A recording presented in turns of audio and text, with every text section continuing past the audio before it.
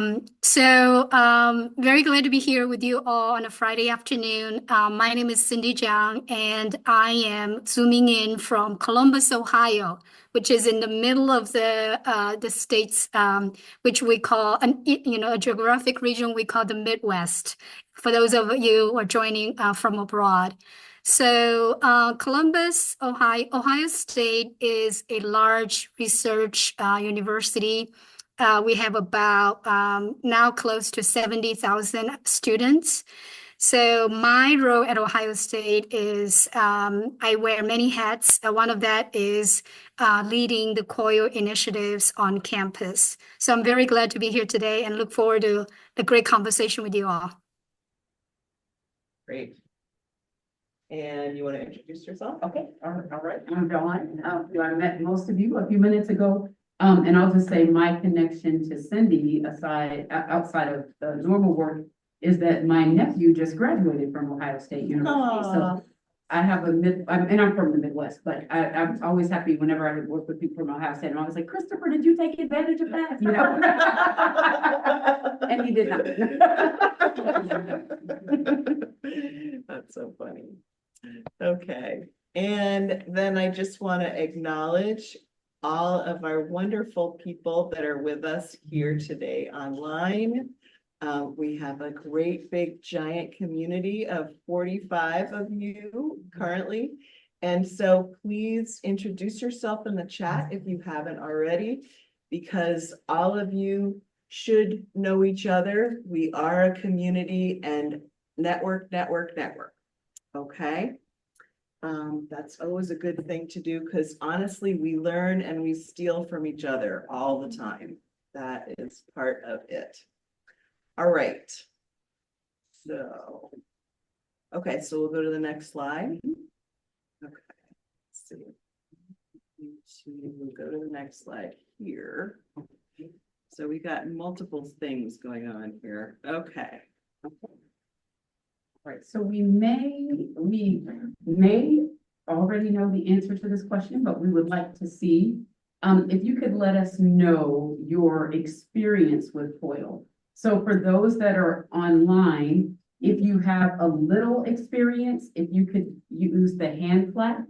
If you have some experience, you can use the thumbs up, and if you have a lot or a great amount, use the heart. But in the room, how many of you would say you have a little experience with COIL? Okay, all right. How many would you say some? So you're like Naomi Osaka, 4 majors. Okay, nice mix. How many are like Serena Williams and you have the most of all women? Okay. All right. Yeah. Just embrace it for today. And it looks like in the chat, we've got a few hearts. Lynette has given us a heart. Okay, so okay, Marla, I see you. Albany, and we've got a thumbs up. That's Jason at IUPUI, which is no longer IUPUI. It's IUI. Thank you. Great. And yeah, so there's a real mixture, it looks like. All right, so our next question is, how would you describe your experience integrating COIL into strategic planning? You have a little experience would be the hand clap. You have some experience would be the thumbs up, and then a heart if you have a great deal of experience.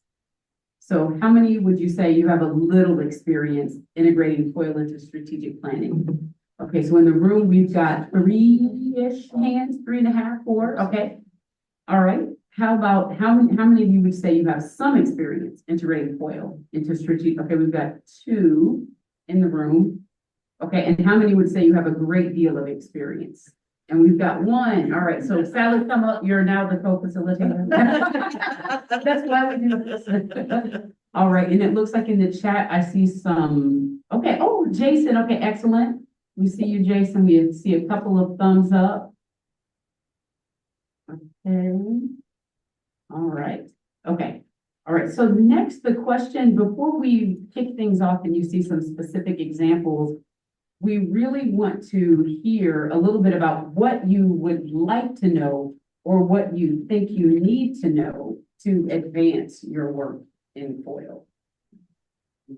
So what information have you not heard, or what information do you think would be helpful for you? Okay.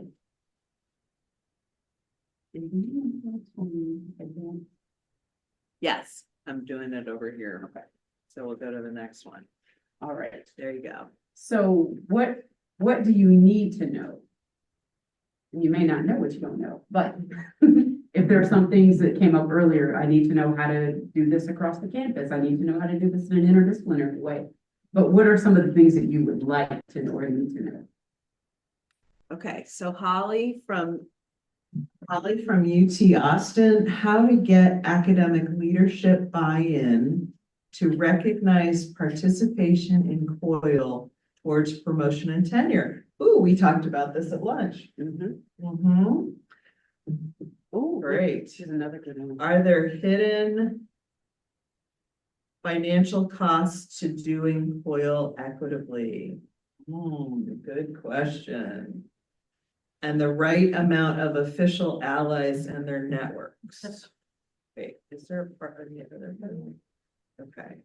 Oh, and that says how to set up a COIL advisory board, and that's with the right amount of official allies and their networks. Okay. These are great questions. Okay. Any questions in the room here locally? Barbara.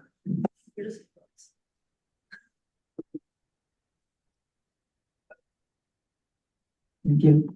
How do you get COIL projects to be considered intellectual contributions for tenure and promotion and accreditation stuff? Great question. Any other questions?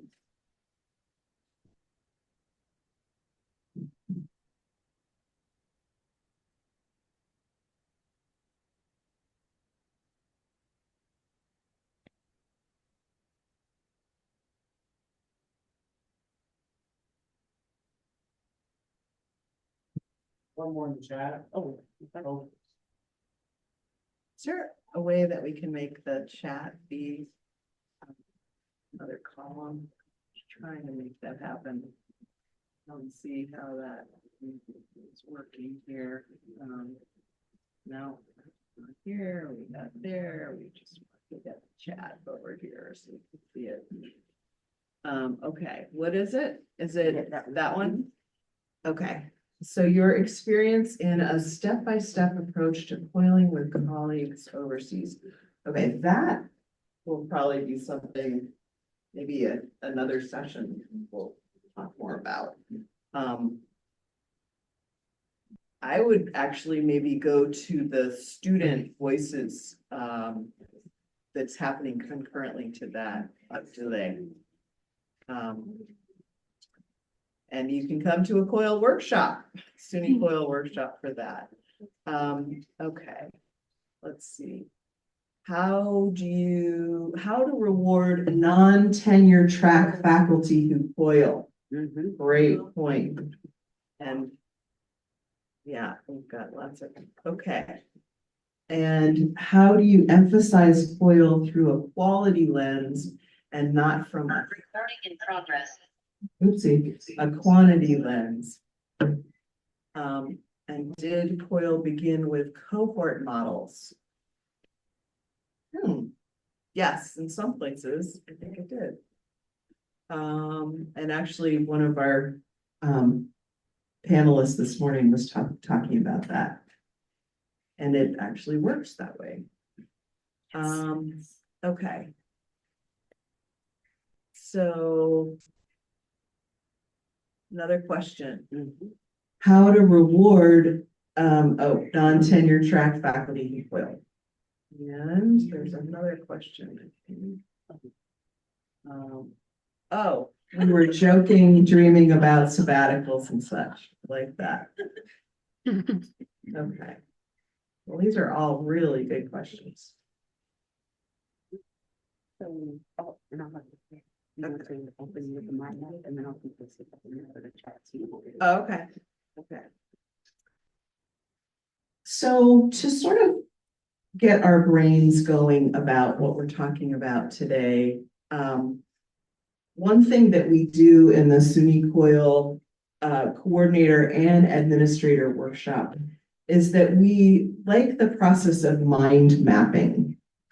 If anybody's familiar with that process, it's really an opportunity to throw ideas up and to make connections and to see where things stick and to maybe put things that you might think are disparate together. So maybe things that you don't necessarily see align, and then sort of take it from there.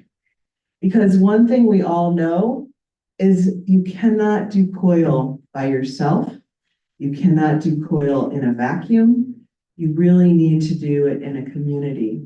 And when we think about your campus, that is also part of this process of thinking about the whole community and how you're doing it. And that's what people have been talking about all today.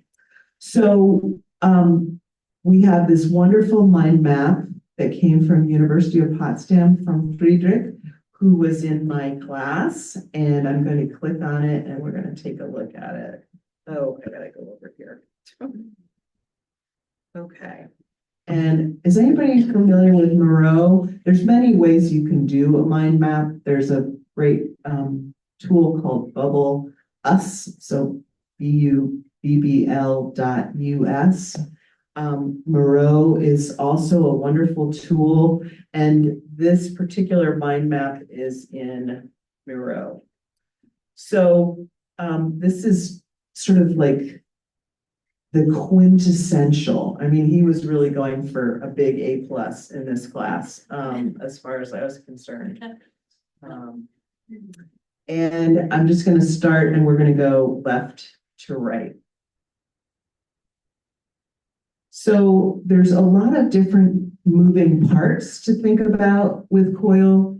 And so can everybody see we have communication services, incentive system, IT infrastructure services, external networks, partnerships. These are all sort of components that you need to think about. So, and that's we're going to get into that. And so then who are the people? Who are all the different people and different content areas or divisions at your school or departments or programs, or think of all those kinds of roles. So you have faculty, you have lecturers, we have instructors, you have the international officers, the Center for Teaching and Learning. Has anybody thought about data protection? There was a cyber attack at Cal State Stanislaus in the middle of their COIL collaboration last year. So you have to consider these things. Do you have an advisory board, like Annette was asking? Do you have an international office? Are people coming in and out? Do you have, who else are all of these people? These are people at University of Potsdam. Obviously, the culture where you are will be slightly different. So this is just to get the ideas moving and thinking. The Center for Languages. How about that in terms of bringing people in who can act as TAs to your COIL collaboration, or for students who never thought about learning Spanish or Ukrainian, but then after COIL, they're like, oh, get me on board. I want to learn Arabic.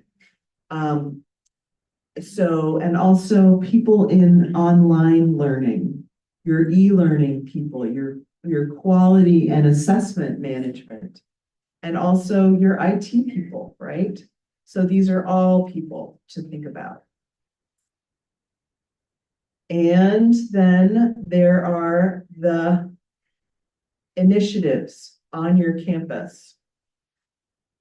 What are your initiatives on your campus that you can connect to? What is the mission statement in relation to teaching and learning?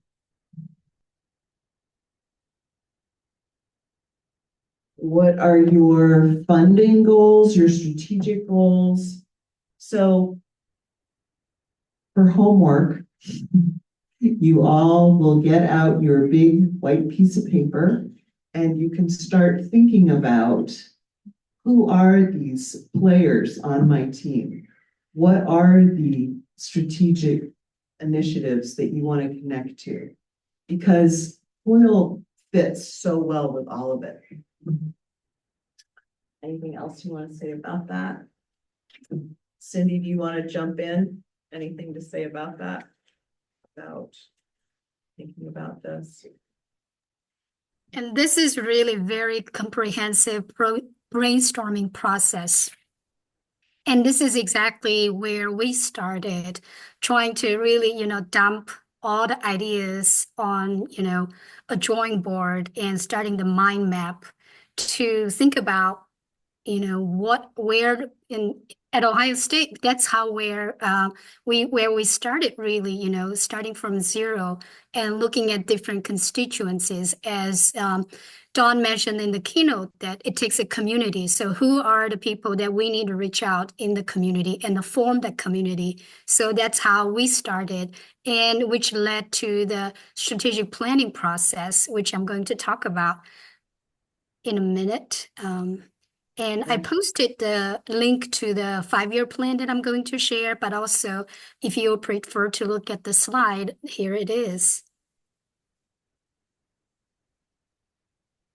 So this is a strategic planning process we engaged in back in 2021 in the midst of COVID, where we really had to pivot very quickly to a different modality to continue global learning. As the case, with many big research institutions, Ohio State was mainly focusing on study abroad programs before pandemic. And we were particularly proud of the fact that at Ohio State, we had more faculty-led programs, that is the programs led by our own faculty, than any other types. So that's where our energy was focused on before pandemic. Excuse me, I'm losing my voice today a little. So with the arrival of COVID, we had to pivot very quickly, and that's when we started thinking seriously about COIL and virtual exchange.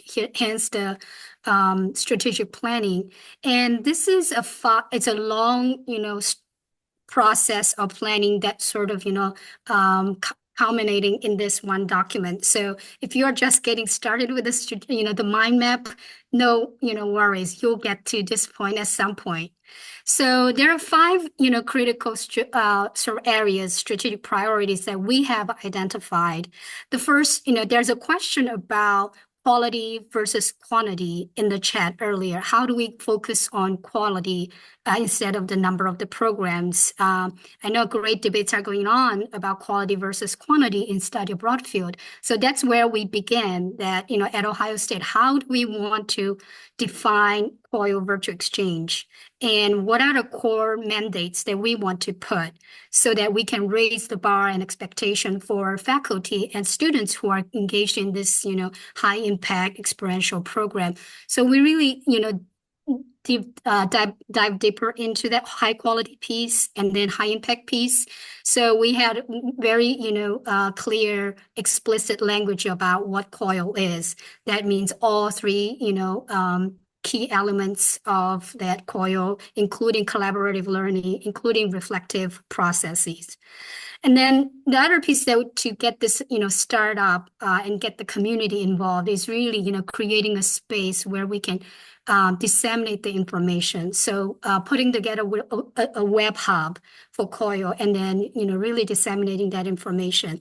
So if you're interested in, our website is not really fancy. If you're thinking about your IT capacity or technology, is a little limited, that's perfectly fine. That's how we started. So if you go to oia.osu.edu, you should see our website is very simple. And but it really drew a lot of attention from our faculty. Up to this day, as I'm updating the new website, which we've gone through this summer, updating all the websites, I'm getting emails from different colleges, different faculty who are interested in learning more about different things we are doing. So that's a really, nice surprise for us. And the second area we focused on our energy on is really that community building piece, that this is very brand new. People are very much, equate global learning with study abroad. That's the culture at a lot of big research universities. So how do we bring that, increase that awareness and, start building that community? So that's where we really thought about different, stakeholders within campus, as well as within the Office of International Affairs. So like many of the comprehensive research universities, under the Office of International Affairs, we had different entities, sort of, including area studies, study abroad, but also Global One Health initiatives. So they're kind of operating in their own sort of in the field. So we had to really communicate to our internal stakeholders and educate them about what COIL virtual exchange is and how this relates to, for example, Latin American studies, how this relates to study abroad. So we had run a sort of, study group within our own office so that everybody can really, get up to date on the literature as well as the impact on that. And then beyond our own office, so we really try to connect to the campus stakeholders. And one of the things we did is really hitting all of the conferences, teaching and learning related conferences, online learning conferences within the community, right? If you remember back in 2020, 2021, a lot of the conferences were happening on Zoom, right? So we were able to really, quickly get into all the conferences and get the word out about, COIL and virtual exchange. Also, we really tied this to the ongoing, strategic priorities within different units.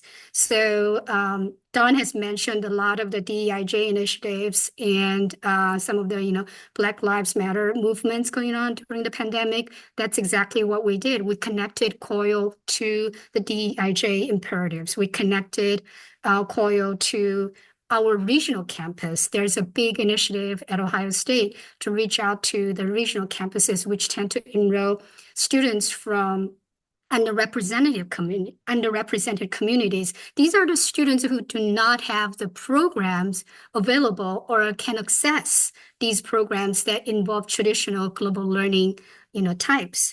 So we really, pivoted to connecting these COIL to their strategic priorities in that way. And then also, we cannot do this without resources and staff. As a matter of fact, many of you here are probably COIL coordinators at just one person office, or maybe just part-time, doing this on a part-time basis. That's where we started. I'm still part-time. I have another full-time job. I'm also teaching classes. So coordinating COIL is a really part-time thing. So we really thought about what are the needs, resources we gotta get to get this going. So you can see some of the sort of wish list I had. Having one full-time support staff. To this day, I do not have. So if you see on the handouts that some of the items that we have accomplished since 2022 are marked with asterisk, and those are, getting a one full-time staff is not something I have until today. So, but I did manage to enlist a faculty member as a COIL fellow. So that's a really big, small win for me. And then also look, this, 5-year plan really focused on curriculum, integrating COIL into curriculum. So our energy was really focused on faculty development and getting courses, endorse or adopt COIL elements. So we were very successful at running COIL Learning Community for 4 years in a row. So it's going on right now. This year's COIL Learning Community started in August, and then it goes until the end of December. So on our website, you can read all about how we do the learning community. So in a couple of years during the learning community, one of the, I think, experience that we, thought would be valuable for our faculty is to really connect with their peers in international institutions. So why don't we run the learning community just like a COIL course? So we were able to partner with institutions in Colombia and Brazil to run the learning community 2 years in a row. So very valuable experience for our faculty at the time. I'm just watching time. Hope, how are we doing time-wise? I think we're great. Okay, sounds good. So I have so many things to talk about, but I also know we wanted to have some conversation with the, our audience as well. And I think, one of the key partners we had in faculty development is really our Institute for Teaching and Learning. We were able to get instructional designers involved, and they saw the value. Once they bought in, they really supported every aspect of the COIL initiative, even chipping in funds, to really boost our grants to our faculty for developing COIL initiatives.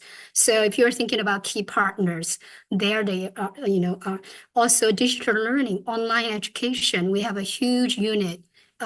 Even colleges are devoting a lot of resources to online education. That's where we found our key, supporters there as well. Last but not least, supporting research around COIL and then really assessing the outcomes. So I think impact is something that we had focused on from very early on. We didn't want faculty just to, COIL for all the reasons that Dawn has mentioned, that it's good to, speak to someone in their own language. It's good to, find out how people live in certain countries or, see their neighborhoods. Those are great, but what's the real impact that we want to see in COIL courses, right? So these are something that, we had worked with our teaching, instructional designers at the Teaching and Learning Center. So we worked on learning outcomes that are sort of universal to any COIL enhanced courses. For example, intercultural development, global perspective, all those things, key learning outcomes. So these are the things that we also infused in the learning community and training faculty to focus, to read about the value rubric, right? Both the intercultural knowledge value rubric as well as the global learning value rubric. And we also worked with all the course instructors and faculty to assess these learning outcomes, so that it was very interesting that one of the early adopters, our College of Engineering, it was a very easy sell for them, as when I showed the data, the assessment outcomes of what students are learning, how much students are gaining in terms of intercultural competence. It was a very easy sell, and they quickly jumped on board and devoted some resources, as well as allowed me to really access their faculty to work with them. Very wonderful examples.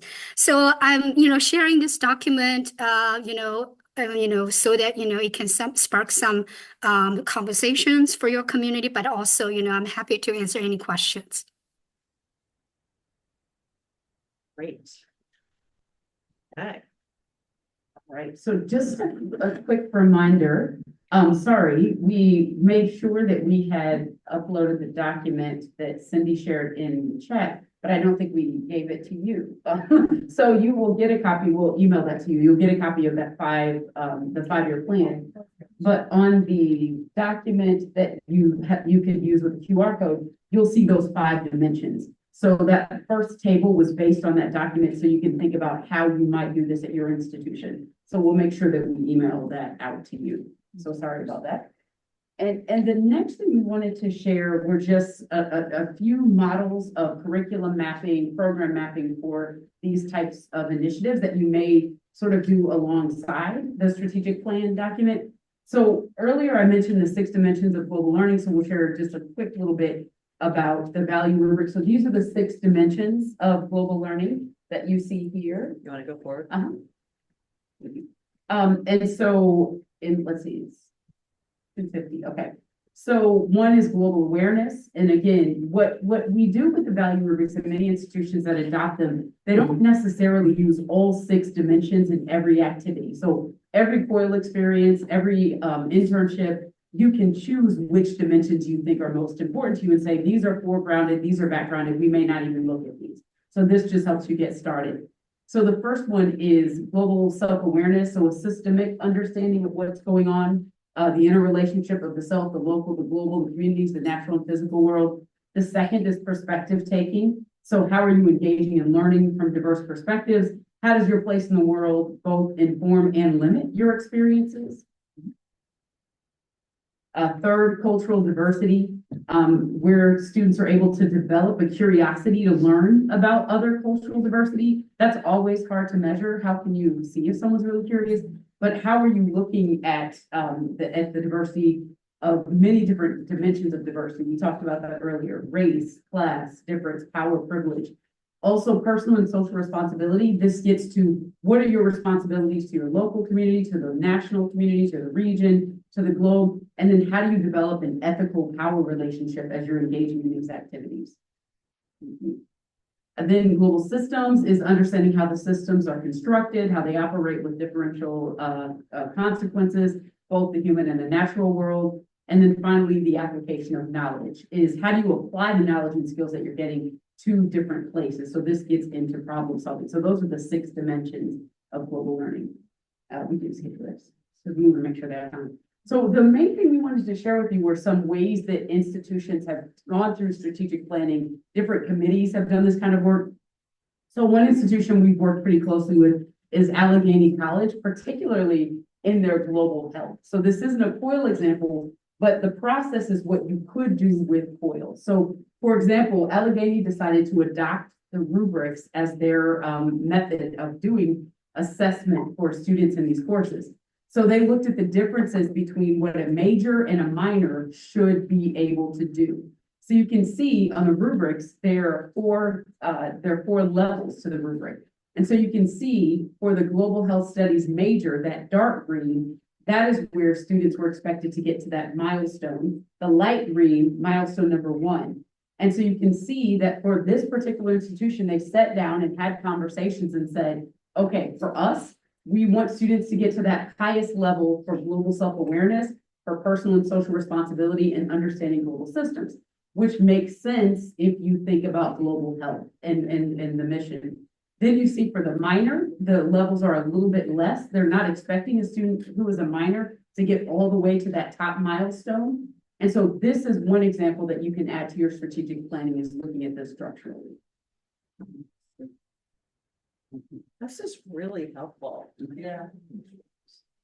So then the next step they did, and again, this can be used for COIL, I'm just sharing, this is one of the beautiful things is that we can learn from other areas and use these same processes. So again, this was when they looked at the actual courses, they sort of said, okay, we know these are the dimensions. You see those same 6 dimensions that we saw earlier, and they decided in what courses concepts or dimensions would be introduced, where would students practice, where would students get a level of mastery, and where would it be reinforced? And so again, you had the faculty come together and make these decisions and say, okay, this is what really matters. This is how it can be done. Now, they also went through this similar process. I don't have the charts. I don't have those charts, but they did this for experiential learning, where they said, in what courses do they need to have experiential learning experiences? So they went through and said, okay, then they said, what type of experiential learning? Is this field-based? Are they going into working with a community health organization? Are they going to work with community education? So this type of mapping is something that can be done multiple ways. Thank you. And then this one is, of course, you can see again, this gets to a higher level of detail, but just showing you again, this is a process that you can adopt. Who is at the table of having this conversation? Mm-hmm. So this Allegheny, well, for those who don't know, Allegheny College is a small liberal arts college in Pennsylvania.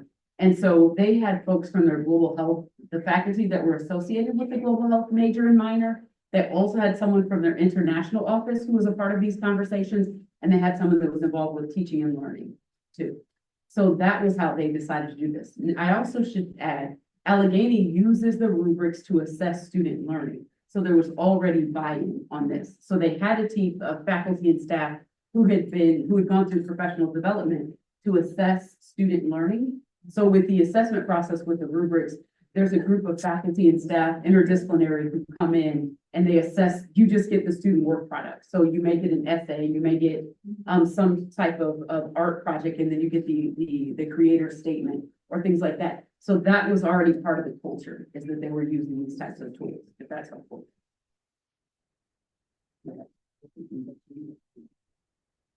So is that so this is more about seeing the curriculum, okay.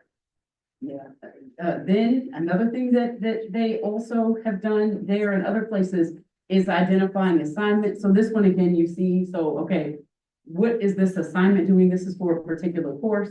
Okay, so the first assignment, we're introducing these 3 dimensions. The second assignment, they're practicing, so they're applying it. Service site observation, so this goes if students are going into the field, it's being reinforced. Signature work, that was the catch-all for experiential learning. So again, this is just a way that you can lay it out for your own course if you're trying to do this kind of work. So Allegheny has done this, but others have too, where they've done that larger mapping at the institutional level. And then the faculty said, we like that so much, we're going to do this for our courses too. So we're going to lay it out so it's very clear what's happening in our courses. Oops. Oh, that's it. Mhm. Okay, So I think you need to give it the opportunity. okay. All right. So as Don just said to me, but we'll say to all of you, that now is a chance for all of you to work together for a little bit. So if you can go to the document that Cindy shared in the chat and the one from the QR code, we just want to give you 5 to 10 minutes where you see what time it is, so that you can look at how you might apply this in your context. So you're welcome to start at the top and look at that model, that 5-year plan that Cindy shared, and think about, okay, where am I? Where could I go? How would this work? Or we have a list of questions at the bottom. Where is that? Is that at the bottom of? Oh, our. So at the bottom of that document, there are a list of questions where you'll see, now is your time. So you go to the very bottom, section 4. Now is your time to consider integrating COIL into a program, activity, in or across the course of study. So you could look at option 1 or 2. 1, what program are you considering embedding COIL into? Or number 2, applying the model from Ohio State. And so there are a list of questions, and we can put those on the screen as well. So, because I know the QR, it's very small to look at a document. So we'll put that up on the screen for you. So you can just take 5 to 10 minutes. And if you want to speak with colleagues or work independently, it's whatever works best for you. But we want to give you a chance to look at these things. And you will see the questions pop up in just a second. We're almost to page 7. Any questions before? Yes, please. So the first one, The first one? the first model is based on Cindy, the second model is based on Ohio State. Sorry, the first, so Cindy is the second, so I spoke in a weird way. So the first one is just responding to these questions. Okay. The second is Cindy's, because Okay. Cindy's at Ohio State, yeah. I think I said it opposite. I'm back. Do people want to be in breakout rooms, or, do people in Zoom want to be put into breakout rooms? I can make them, available if you do.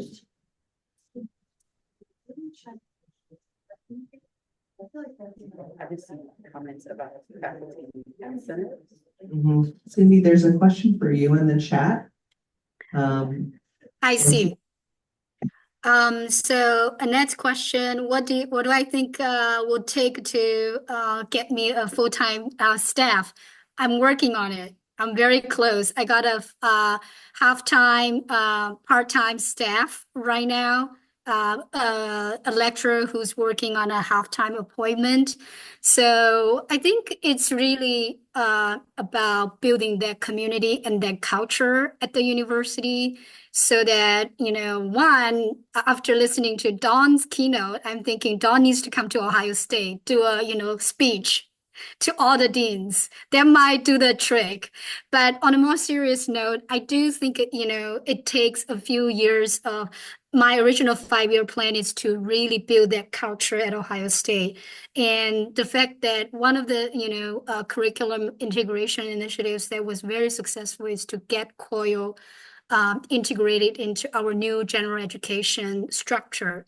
So if you haven't heard about, Ohio State have revised a 30-year-old general education curriculum. And in 2022, we launched a new gen ed curriculum that's making a lot of buzz in the general education community. So we made sure that a big part of that new initiative, a new general education curriculum, is the high impact practice, making sure that all students at Ohio State have access to at least 2 high impact, practice embedded courses within the general education curriculum.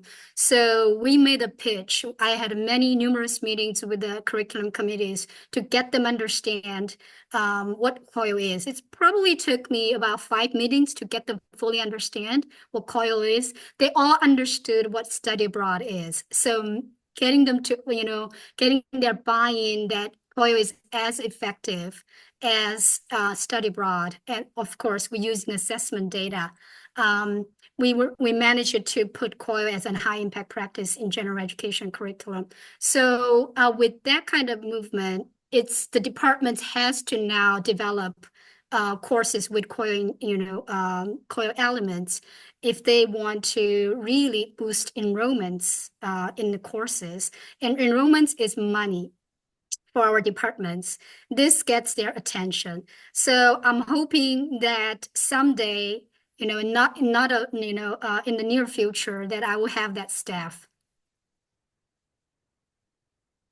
I'm wondering, Cindy, and also Annette, who's on the call, and Annette she does the COIL coordination, but she's also international person and Peace Corps and a million other things. What about your instructional designer? Could your instructional designer, both at Ohio State and you of Albany, play a larger role as that coordinator? That's a good point. Yeah. And I think this is sort of a win-win for we have instructional designers embedded in each college, as well as in online education, digital learning spaces. So that's something that we are exploring, that can we co-fund a position that who supports instructional design in an online setting, but also for COIL. Yes. Because you had in your plan earlier, you had talked about working with the Center for Teaching and Learning, and that funding came joint together between your office and their office. And I come from instructional design, and I know that all of the things that COIL proposes are things that we want all of our instructors and professors to be able to do. So it's absolutely connected to professional development. So, do you want to say that? I agree, Hope, and I think going back to that, it takes a community. COIL is new, it's innovative, it's unprecedented. It takes a major culture shift in big institutions with a long history to really embed it in different, traditional functional areas, including instructional designing, including those, faculty development and curriculum, development. So definitely, bring in, engaging all those stakeholders. It does take a community. So we have a question. Go ahead. Thank you, Cindy. I have a question for both Cindy as well as Dawn. We have been talking about how COIL can be very labor as well as time intensive process, and the kinds of supports that are offered to faculty to encourage them to do COIL. So one support we talk about is the Faculty Teaching and Learning Center. And they certainly, I'm here at SUNY Oneonta, They certainly help us in terms of understanding what COIL is and designing COIL. My question pertains to what kind of supports can be offered in the implementation of COIL? Because there are always these logistics that come up, students from that campus are not responding to us. Can we do FaceTime? Can we do Zoom? Can we do Teams? What are the ways in which we can connect? So many of these logistical questions, faculty can take care of the substance, the content of it, but how can we support faculty on the logistical aspects? Thank you.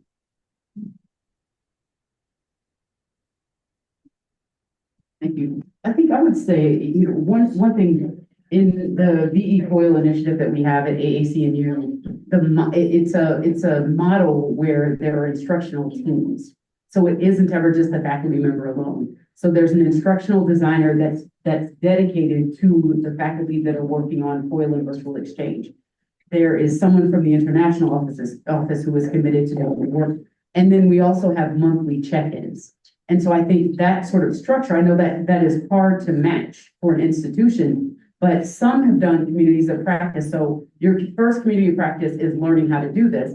The second is implementation. So the semester that you're teaching, that structure is still there. So you've got that network of other colleagues who can talk about how they're struggling or challenging, but then you've also got that support from an instructional designer. I think one of the things that was in the project that we did with the Norwegian Panorama project, there were different expectations by the faculty at different institutions. And this happens in COIL all the time. There's somewhere for our students, they're getting participation points. So they come because they don't want to get 0 points that day.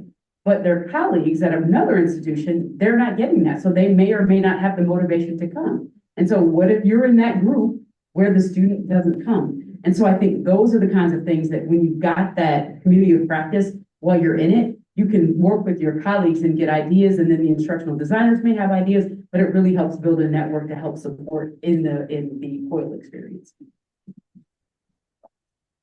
Okay. We could go back and answer those questions from the beginning too. While people are thinking. Let's do that. Yes. Yeah. Did Cindy have to say anything to my questions? Oh, Cindy, do you want to respond to Anu, Dr.? Yeah, I can give some examples of, the logistical support that I provide, my, office provide to alleviate the kind of, the burden, extra workload involved in doing COIL. It is a hard work. It is extra work. As a matter of fact, of 4 years of running the COIL learning community at my university, what I noticed that the majority of instructors who are passionate about implementing COIL, who are doing it, are actually non-tenure track associated faculty. These are the people who have the courage and the passion and willing to put up with that extra work. So that's why I mentioned the course grant. These are the people who don't have access to the kind of faculty resources also, that because they're not tenure tracked. So we provide that course grant, but also one of my key initiative is really supporting faculty who are teaching intro level large general education courses. We know psychology 101, sociology on immigration. These are large enrollment courses, but often taught by doctoral candidates or lecturers or associated faculty. So getting them involved and supporting logistically, for example, finding partners for them, pointing them to resources, not only teaching resources, but also other support resources that they have access to. For example, we had reached an agreement with our teaching and learning centers so that our faculty who are applying for the COIL course grant can double dip into grant and other funding available through their teaching and learning center so that they are able to pull different resources to support their course development. You all know that international travel has become extremely, costly after pandemic. So the $2,000 we provide for our instructors is not sufficient for them to go and travel and meet with their partners in any parts of the world. So we were able to provide that kind of support. So anything I can do in my power, pretty much, I would try to, do it for the COIL, instructors. The last thing I want to mention is that one-on-one support, so that we teamed up with instructional designers in our teaching and learning center so that they have that one-on-one consultation access. COIL course development involves so many critical, high impact pedagogies. These are not necessarily things that our faculty are trained or accustomed to using: active learning strategies, inclusive learning strategies, or intercultural development. These are very new to some of our faculty in engineering, in medical science, in other fields. So we have that set up, that one-on-one consultation opportunities for these faculty, so that while doing COIL, they can also incorporate other high impact practices in their teaching. So we're wrapping it up. If you have had some aha moments in your just thinking about this locally, please add them to the chat. I wanted for Dawn to respond to some of these questions that we got at the beginning of our session, and just to return to them, just so that we're making sure to cover our tracks. So I think Cindy delicately touched on the hidden financial costs to doing COIL equitably when she talked about it is extra work, especially that first time that you do it. So, after you do it, it's like any new course that you're teaching. And so I think as she and some of the others in the chat said, some of those financial costs are providing incentives for instructors who are doing this work. Also, if there is funding from your Center for Teaching and Learning, do they have funding? How do you pull together funds from a number of different units to provide the financial incentives to do the work? So I think those are some of the hidden costs. Also the position that Cindy mentioned too, having a half-time or full-time position, and which office is going to cover that. So I think those are some of the hidden costs. Promotion and tenure. So, I think we have seen the case made. This, I think, was helped by, oh my gosh, I can't believe who's the accreditor in New England? Middle States. Middle States. I think Middle States started including community-based learning or civic engagement in their accreditation. That helps to make the case for doing this in promotion and tenure. So I think however you want to embed this, is it going to be like the scholarship of teaching and learning? And you said, what type of research can you do where this is recognized? Are you doing research on this? And does that count at your institution? That helps with embedding COIL in promotion and tenure. Is there a global dimension? Is there community engagement? I think that's where you have to find where it fits. I doubt an institution is going to just say COIL, but how do you embed this in some of the broader practices that COIL encapsulates? I will say that I have heard in Mexico and in other parts of Latin America that COIL will be part of a promotion package and does stand alone. So unfortunately, not in the US necessarily, but if you can, as we've been talking today about high impact practice, about experiential learning, and this idea of community, what was it called? Community engagement. I don't know, community engaged learning.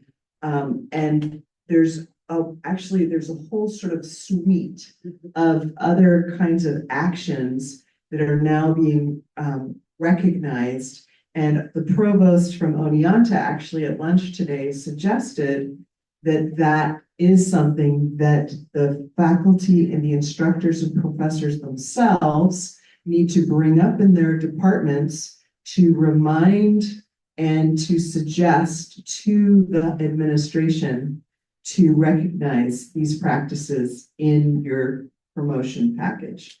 And so the administration does not want to push something directly downwards. They want that sandwich, everybody. It's all about making the sandwich. So have the instructors and professors push that agenda up the food chain, so to speak.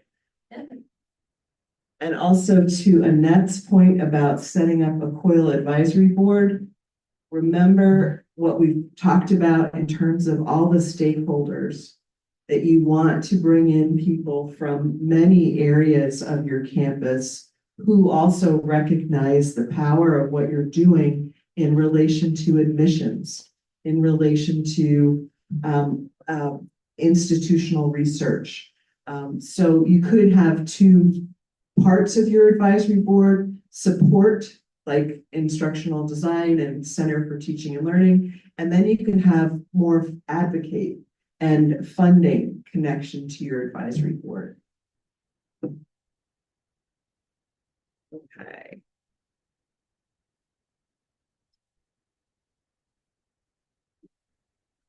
I think we are at the end.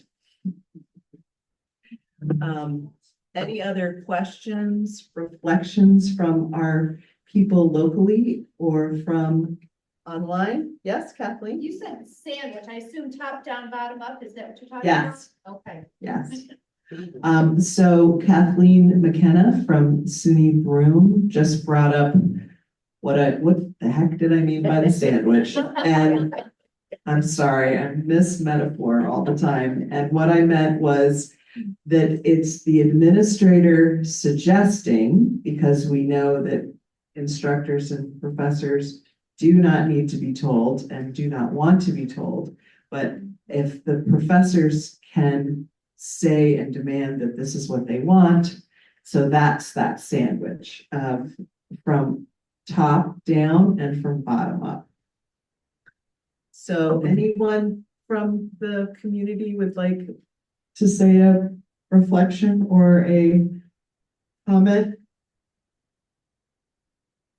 Are you ready to get COIL into your curriculum?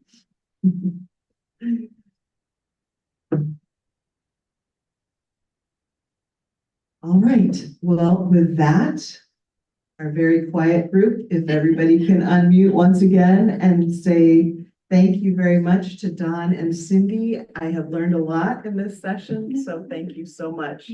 So everybody can unmute and say gracias. Thank you. Oh, and we've got some hearts. That's good. Thank you. Yes, thank you, Jason. Thank you. All right.